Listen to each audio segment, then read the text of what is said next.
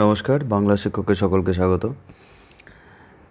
কারাগার কল্যাণী বিশ্ববিদ্যালয়ের সিক্স সেমেস্টারের একটি পাঠ্যান্তর্গত একটি নাটক।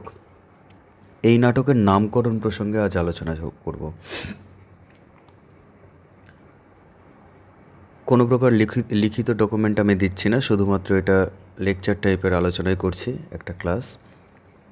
যে কারাগার নাটকের নামকরণ কারাগার কেন হলো, এটা বা এমন ধরো প্রশ্ন হতেই পারে যে কারাগার নাটকের নামকরণের যথার্থ বিচার করো বা কতখানি সার্থক হয়েছে সে সম্পর্কে আলোচনা করো। তো এই ক্লাসটা শুরু করবার আগে যে জিনিসটা শেষ পর্যন্ত অবশ্যই শোনো। কারাগার শব্দটা কী অর্থে ব্যবহৃত বা কারাগার কেন নাটকের নামকরণ হলো? যেহেতু এই নাটকের প্রধান চরিত্র বসুদেব এবং কংস, তো তাদেরকে কেন্দ্র করে মানে তাদের নাম কেন্দ্রিক তো নাটকের নামকরণ হতেই পারত। কারাগার কেন হলো? প্রথমে বুঝতে হবে যে কারাগার শব্দটার অর্থ কী বা কারাগারে কী প্রয়োজনীয়তা। কারাগার হলো বন্দিদশার প্রতীক। কারাগার গরাদ আক্ষরিক অর্থ ধরতে গেলে, বা কারাগারের ভাবার্থ ধরতে গেলে পরে পরাধীনতা, এই অর্থ বলা যেতে পারে। নাটকের নামকরণের ক্ষেত্রে এই কারাগার শব্দটি বিশেষ তাৎপর্যপূর্ণ। নাটকের প্রত্যেকটা চরিত্রের সাথে এই কারাগার শব্দটার একটা বিশেষ যোগ আছে। কীরকম? প্রথমে আমরা ধরি এই নাটকের প্রধানতম সক্রিয় চরিত্র যদি বলা যায়, সে হলো কংস। কংসের সাথে কারাগারের একটা বিশেষ যোগ আছে। কীরকম যোগ না, গোটা নাটকের কেন্দ্রবিন্দুতে আমরা দেখতে পাই যে প্রথম থেকে শেষ পর্যন্ত কারাগারের স্রষ্টা এবং প্রতিপালক হলেন এই কংস। ঠিক আছে, কারাগারের স্রষ্টা এবং প্রতিপালক হলো এই কংস। কংসের অঙ্গুলি হেলনের জন্যই কারাগারের ক্রিয়াকলাপ সক্রিয় থেকেছে। কংস যদি না থাকতো তাহলে কারাগারের কোনো প্রয়োজনীয়তাই থাকতো না। কীরকম? কংসই গোটা রাজ্যটাকে, তার শাসন যে মথুরা নগর, সেই মথুরা নগরকে কারাগারের মতো করে রেখেছে। সেখানে মানুষের কোনো ব্যক্তি স্বাধীনতা নেই, কোনো প্রকার বাক স্বাধীনতা নেই, কোনো প্রকার কিছু মান সম্মান নেই ইত্যাদি। এই সমস্ত ঘটনাগুলো আমরা দেখতে পাচ্ছি কংসের এই মথুরা নামক কারাগারের মধ্যে চলছে, যেখানে প্রতিটি যাদব আসলে ভয়ে ভয়ে প্রাণ যাপন করে। প্রতিটি যাদব আসলে কংসের ইচ্ছা অনুসারে চলে। কংস যদি বলে যে সমস্ত পূজা তার প্রাপ্য, তো যাদবরা ঘাড় কাত করে সেটা করতে বাধ্য। অতএব বোঝা যাচ্ছে যে কারাগারের স্রষ্টা কংস, সে পুরা রাজ্যটাকেই নিজের আয়ত্ত করে রেখেছে। সেখানে মানুষের কোনো নিজস্ব স্বাধীনতা নেই, পুরোটাই যেন কারাগারে বন্দি একটা জীবনযাপন করছে। এছাড়াও ইন্ডিভিজুয়ালি আলাদা আলাদাভাবে যদি বলা যায় তাহলে কে আছে? দেবকী এবং বসুদেব হলো কারাগারের অন্যতম। তাদের দুজনকে, যেদিন দেবকীর সাথে বসুদেবের বিবাহ হলো, সেই দিন একটা ভবিষ্যৎবাণী হয়েছিল যে দেবকীর গর্ভজাত অষ্টম সন্তান সেই কংসের ধ্বংসের কারণ হবে। যখন এই ঘটনাটা শুনেছিল তখন একটা শর্তের বিনিময়ে, গোপন শর্ত কি না, যত সন্তান জন্মগ্রহণ করবে প্রত্যেককে তার হাতে তুলে দেওয়া হবে, কংসের হাতে তুলে দেওয়া হবে। এই শর্তের মাধ্যমে তাকে প্রাণ দান করা হয়েছিল। ঠিক আছে, তার পরবর্তীতে কি হয়েছিল না, তার পরবর্তীতে কড়া নজরদারির মধ্যে তাকে বন্দি করা হয়েছিল। কোথায় না, কারাগারে। এটা একটা কারাগারের নাটকের অন্যতম প্রেক্ষাপট। কারাগার নাটকে আমরা দেখতে পাবো বসুদেব এবং দেবকীকে কারাগারে নিক্ষেপ করা হয়েছে। নাটকের অন্যতম সক্রিয় চরিত্র বসুদেবকে কারাগারে বন্দি করা হলো। কারাগারে কঙ্কন বন্দি হয়েছে। অবশ্য এটাকে ভাবার্থেও ধরতে হবে, কারণ প্রথমে কঙ্কন মুক্ত ছিল, কিন্তু কঙ্কা তাকে বিয়ে করতে চায়নি। কেন না, তার গলায় যে আভূষণ ছিল, শিরস্ত্রাণ ছিল ইত্যাদি, যে অস্ত্রশস্ত্র ছিল, সেগুলো আসলে শিকলের নামান্তর মাত্র, সেটা কঙ্কার মতে। কঙ্কা স্বাধীনচেতা এক মহিলা বা নারী, তার মতে এগুলো হলো সেই শিকল বা বদ্ধতার প্রতীক। এখান থেকে মুক্তি পেতে হবে, অর্থাৎ কংসের বিরুদ্ধে বিদ্রোহ ঘোষণা করতে হবে, বিনিময়ে যদি কারাগারে নিক্ষিপ্ত হয়ে মৃত্যুবরণ করতে হয় তাতেও রাজি আছে। এবং পরিণতিতে আমরা দেখতে পাচ্ছি শেষ পর্যন্ত অবশ্য কংস কঙ্কা এবং কঙ্কন উভয়কেই কারাগারে বন্দি রেখেছিল এবং তিলে তিলে তাদেরকে মৃত্যুর মুখে ঠেলে দিয়েছিল। তো এই ক্যারেক্টারগুলো কারাগারের সাথে যুক্ত। বিদুরথ বিদুরথ আজীবনকাল কংসের সেবা করে গিয়েছে, কিন্তু আজীবনকাল কংসের সেবা করে যাওয়া সত্ত্বেও বিদুরথ যে কাজটা করেছে, যে নিজের আত্মসম্মান যেটা সেটাকে বিক্রি করে দিয়েছিল, বিকৃত করে দিয়েছিল। ফলে সেও নিজের জীবনটা বাঁচছিল ঠিকই, কিন্তু সে আসলে কিন্তু কংসেরই অঙ্গুলি হেলনের শিকার ছিল। তার স্বাধীনতা বলে কিছু ছিল না। যেমন কারাগারের বন্দিরা যেরকমভাবে শুধুমাত্র আজ্ঞা পালন করে, বিদুরথ সেই রকমই আজ্ঞা পালন করেছিল, কখনো নরকের কখনো কংসের। তো এটাও তো তার এই রকমই জীবন। মুক্তি চেয়েছিল প্রত্যেকটা ক্যারেক্টার, মুক্তি পেয়েছিল কিনা সেটা পরের কথা, সেটা পরে আলোচ্য বিষয়। কিন্তু এই মুহূর্তে আমরা কারাগার কোন প্রসঙ্গে আসছে সেটা দেখছি। রঞ্জন এবং অঞ্জনা বিদুরথের ছোট পুত্র এবং স্ত্রী, এই ক্যারেক্টার দুটোকে বন্দি করে রাখা হয়েছিল সে পাষাণ গৃহের মধ্যে। পুজো করতে গিয়েছিল লুকিয়ে লুকিয়ে, সেইটা দেখার পর কংস তাদেরকে বন্দি করে দিয়েছিল। এই যে এই পাষাণ গৃহ গর্ভগৃহের মধ্যে বন্দি করা হয়েছিল এবং পরবর্তীতে কঙ্কনকেও বন্দি করা হয়েছিল, এও তো কারাগারই আসলে, যেখানে তিলে তিলে তার ছোট পুত্রকে মৃত্যুর মুখে ঠেলে দেওয়া হলো। সেটা কি কারাগারের মধ্যে নয়, একটা চরম দুর্দশার মধ্যে নয়? অর্থাৎ বলার কথা এইটা হলো যে প্রত্যেকটা ক্যারেক্টারের মধ্যে কিন্তু এই কারাগারের একটা বিশেষ প্রভাব রয়েছে। এদিক থেকে নামকরণ সার্থক বলা যেতে পারে। 2 নম্বর যেটা, কংস ক্যারেক্টারটার শুধুমাত্র বাহ্যিক দিক থেকেই নয়, আন্তর্দিক এবং বাহ্য সত্তা। কারণ কংসের পিতার নাম হলো দ্রুমিল, ঔরসজাত পিতার নাম দ্রুমিল, এবং মাতার নাম হলো, মাতা একজন মানবী। তো এই যে এই সত্তাটা, দানব এবং মানবের একটা মিলিত ফসল হলো কংস। তো স্বাভাবিকভাবেই দানব সত্তার যতই বাহ্যিক প্রকাশ ঘটুক না কেন, মানব মাতা, মানব সত্তাটা কিন্তু ভিতরে ভিতরে তাকে কুড়ে কুড়ে খায়। এটাকে সে দাবিয়ে রাখতে চায়, এটাকে সে চাপা দিয়ে রাখতে চায়, এটা সে প্রকাশ করতে চায় না। মানব সত্তাকে এই দানব সত্তা বন্দি করে রাখতে চাইছে, মুক্তি দিতে চাইছে না, কারণ মুক্তি দিলে পরেই তার দুর্বলতার প্রকাশ হয়ে যাবে। দুর্বলতার প্রকাশ মানে মৃত্যুর প্রকাশ ঘটে যাবে। এই সত্তাটাও কোথাও যেন কারাগারের সাথে ভাবার্থে মিলে যায়। কারাগার থেকে প্রত্যেকের একটা মুক্তির প্রয়াস লক্ষ্য করা যায়, কারাগারের এই বন্দি দশা থেকে মুক্তির প্রয়াস লক্ষ্য করা যায়।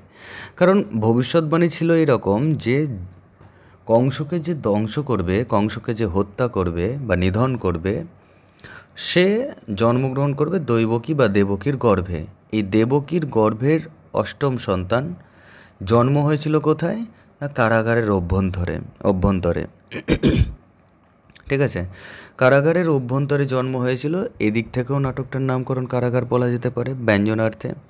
আর কি কি আছে না, কংসের মধ্যেও এই কারাগার থেকে বেরিয়ে আসার একটা প্রবণতা দেখা যায়। কিভাবে দেখা যায় না, চন্দনা নামে যে ক্যারেক্টারটা, চন্দনাকে কংস ভালোবেসে ফেলেছিল একাকিত্বের হাত থেকে রক্ষা পাওয়ার জন্য বলা যেতে পারে, বা মানব সত্তাটাকে যেন কোথাও জয়ী হয়ে যাচ্ছে এই অর্থে বলা যেতে পারে যে চন্দনাকে সে ভালোবেসেছিল। যদি স্নেহের ফল্গুধারা তার অন্তরের মধ্যে প্রবাহিত না হতো, তাহলে কি চন্দনাকে সে ভালোবাসতে পারতো? চন্দনাকে তো সে ভালোবাসতে পারতো না। আর চন্দনাকে ভালোবাসতে পারছে মানে কোথাও যেন মানবী আত্মা বা মানবী মাতার সেই আত্মাটার ক্রন্দনধ্বনি শোনা যাচ্ছে। কংস কোথাও যেন এই দানব সত্তা থেকে মুক্তি পেতে চাইছে, নাটকের শেষের দিকে কংস বলেছিল যে তোমাদের জন্য কৃষ্ণ মর্তধামে আসেনি, আমার অত্যাচারে জর্জরিত হয়ে আমার সাথে দেখা করবার জন্য কৃষ্ণ আসতে বাধ্য হয়েছে।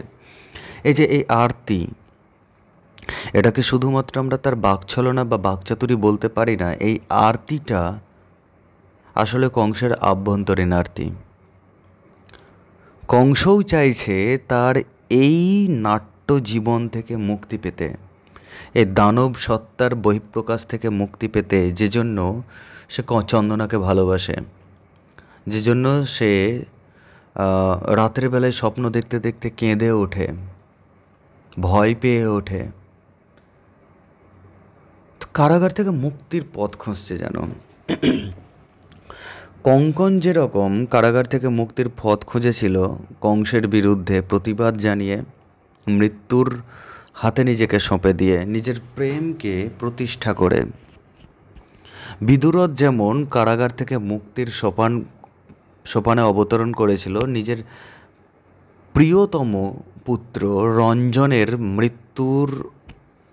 মৃত্যু দুর্দশা দেখে, তাকে দাহ করে আসার পর সেই যে ছাইভস্য সে গোটা রাজ্যের চারিদিকে ছড়িয়ে দিয়েছে, উড়িয়ে দিয়েছে, কেননা আরও রঞ্জনের জন্ম হবে। এ তো আসলে তার মানে কী বলবো, মুক্তির পথেই বা মুক্তির বীজ বুনে দেওয়ার একটা প্রয়াস, তাই না? চন্দনার প্রসঙ্গে এবার আসা যায়। চন্দনা যে নাকি স্বেচ্ছায় বন্দিদশা গ্রহণ করেছিল। কেন না, চন্দনা একটা সময় বুঝতে পেরেছিল যে কংসের আশ্রয়টা হলো তার নিরাপদ আশ্রয়।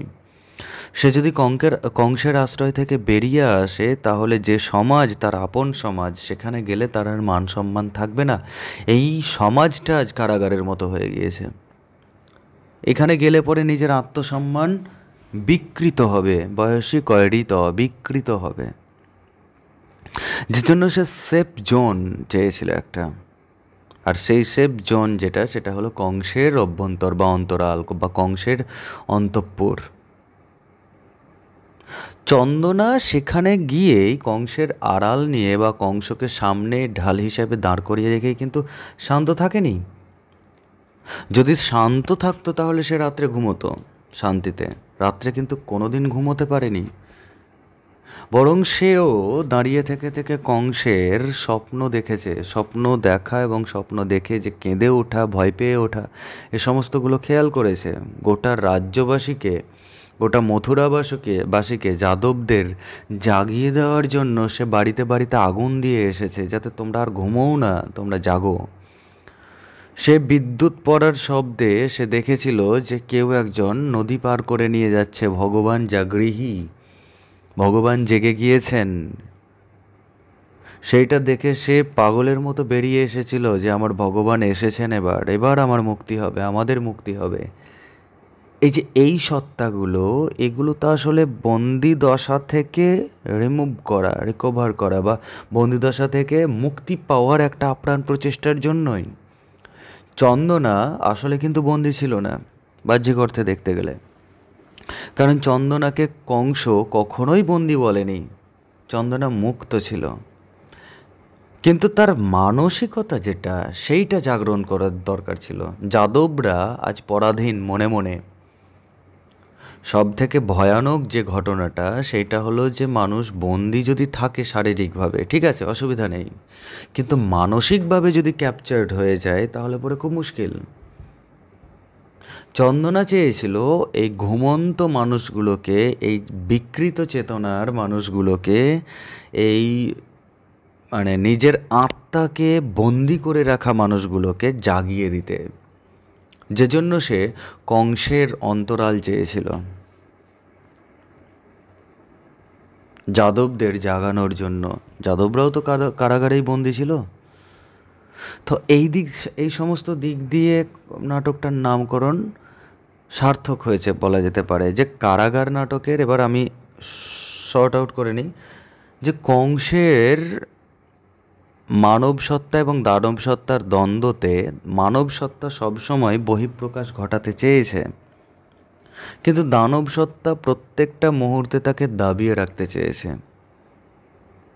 মানব সত্তা কাঁদতে চেয়েছে, দানব সত্তা আস্ফালন করেছে। এই যে মানব সত্তার বহিঃপ্রকাশ ঘটানো, ভেতরে ভেতরে কুড়ে কুড়ে খাচ্ছে কংসকে, এই ব্যাপারটা আসলে কারাগার থেকে বা বন্দি দশা থেকে, কারাগার শব্দের অর্থ যদি বন্দি হয় বা বন্দি দশা হয়, তাহলে সেখান থেকে মুক্তি পেতে চেয়েছে। তো সেদিক দিয়ে নামকরণ সার্থক বলা যায়। কংস গোটা রাজ্যবাসীকে, প্রত্যেকটা মানুষকে ইন্ডিভিজুয়ালি বন্দি করে রেখেছিল নিজের নিজের রোষাগ্নির মধ্যে, নিজের শাসনের মধ্যে। সেখানে কারো স্বাধীনতা ছিল না। কে শালগ্রাম শিলা পূজা করবে, কি কোন ধর্মমত পালন করবে, তার স্বাধীনতা নেই। এই রাজ্যে থাকতে গেলে পরে কংসেরই পূজা করতে হবে, এই বিধান চালু হয়েছিল। এই যে একনায়কতন্ত্র,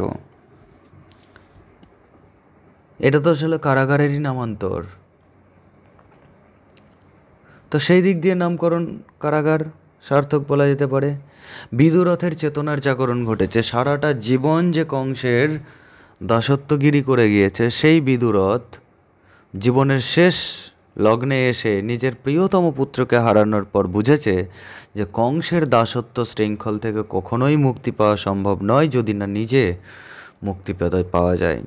একটা বাচ্চা ছেলে, সে নিজের প্রাণ দিয়ে বুঝিয়ে দিয়েছে যে কী করে তার বশ্যতা স্বীকার না করে থাকা যায়। একটা বাচ্চা ছেলের মৃত্যুতে তাকে, মানে নিজের সন্তানের মৃত্যুতে বিদুরথের চেতনার জাগরণ ঘটেছিল। সে কংসের কারাগার থেকে মুক্তি পেতে চেয়েছিল। বসুদেব কংসের কারাগার থেকে মুক্তি পেতে চেয়েছিল, তার জন্য সে স্বেচ্ছায় কারাগারে বন্দী থেকেছিল। যদি চাইতো বসুদেব, তাহলে পরে ওই যে কৃষ্ণকে রেখে আসার পর আর কারাগারে না এলেই পারত, কিন্তু ফেরত এসেছিল। কেন এসেছিল না, নিজের ত্রাণকর্তাকে বা গোটা রাজ্যবাসীর ত্রাণকর্তা হিসেবে যার মুখের দিকে তাকিয়েছে গোটা রাজ্যবাসী বা রাষ্ট্রবাসী, তাদের ত্রাণকর্তা হিসেবে কৃষ্ণকে একটা সেফ জোনে পাঠিয়ে দেওয়ার ব্যবস্থা করেছিল। তারপর সে নিজে এসে আবার ঢুকে গিয়েছিল। নিজে এসে কারাগারে বন্দিত্ব বা বন্দিদশা স্বীকার করে নেওয়ার গুরুত্ব এটাই যে কারাগার থেকে ভবিষ্যতে মুক্তি পেতে হবে। সে পালিয়ে যেতে পারতো, কিন্তু পালায়নি। তার কারণ একটাই, কারণ মুক্তি যখন পেতে হবে তখন পুরোপুরি মুক্তি পেতে হবে। এরকম পালিয়ে যাওয়ার মধ্যে কোনো মুক্তি নেই। সেটা কংসের বসুদেবের রাজদণ্ড ফিরিয়ে দেওয়ার মধ্যেও, উগ্রসেনকে রাজদণ্ড ফিরিয়ে দেওয়ার মধ্যেও সেই জিনিসটাই আমরা দেখতে পাই। তো এইগুলোই তো কারাগার নামকরণের কারণ। চন্দনা নিজে বন্দি থেকেছিল। নিজে বন্দি থাকার প্রধান কারণ হলো যে এটা সেফ জোন। আজ আমার সমাজ বিকৃত, সমাজের মধ্যে গেলে মান সম্মান থাকবে না। তারা বিকৃত চেতনার অধীন হয়ে পড়েছে। তারা কংসের শাসনের কারাগারে বন্দী হয়ে পড়েছে। সেখানের মানব চেতনার কোনো স্থান নেই। তো এই সমস্ত ঘুমন্ত মানুষগুলোকে জাগিয়ে দিতে হবে একটা সেফ জায়গায় থেকে, সুনিশ্চিত জায়গায় থেকে। কোন জায়গাটা সেফ না, কংসের জায়গা। কংস কিন্তু চন্দনাকে বন্দি করেনি, মুক্ত করে দিয়েছিল। চন্দনা স্বেচ্ছায় কংসের অন্তঃপুরে ছিল এবং অন্তঃপুরে থেকে সে প্রত্যেকটা ক্রিয়াকলাপ লক্ষ্য করেছে এবং যাদবদের জাগিয়ে দেওয়ার জন্য বিভিন্ন তৎপরতা গ্রহণ করেছে। তাদের বাড়িতে আগুন ধরিয়ে দিয়েছে অনেক আলোর জন্য, তাদের নিশ্চিন্ত ঘুম ভেঙে দেওয়ার জন্য। শেষখানে একমাত্র চন্দনাই দেখেছিল যে তাদের ত্রাণকর্তাকে নিয়ে যাওয়া হচ্ছে যমুনা পার করে। তো এগুলো কারাগার থেকে মুক্তির একটা বলা যেতে পারে, মুক্তির একটা প্রয়াস দেখা যেতে পারে।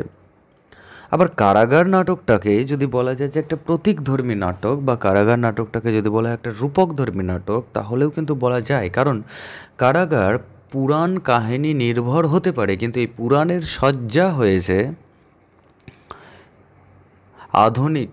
পরাধীন ভারতবর্ষের পরাধীনতাকে সামনে রেখে। এই কংস আর অন্য কেউ নয়, অত্যাচারী ইংরেজ শাসক।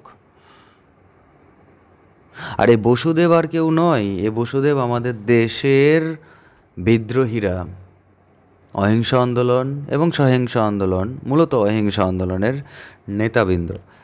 বৃন্দরা, তারা, তাদেরকে আজ কারাগারে বন্দি করা হয়েছে। তারা মুক্তি চান, তারা স্বরাজ চান, তারা স্বাধীনতা চান। কার কাছ থেকে? না কংসের হাত থেকে ছিনিয়ে নিতে চান। এদিক দিয়েও তো কারাগার নাটকের নামকরণ সার্থক হয়েছে বলা যায়। তো এই সমস্ত দিক দিয়ে কারাগার নাটকটাকে সার্থক বলা যায়, আমরা সার্থক বলতে পারি। এই হলো আলোচ্য বিষয়। আমি এর আগে কোনো দিন এরকমভাবে ক্লাস করিনি। এখন দেখো তোমাদের হেল্প হয় কি না, হলে পরে জানিও। ধন্যবাদ।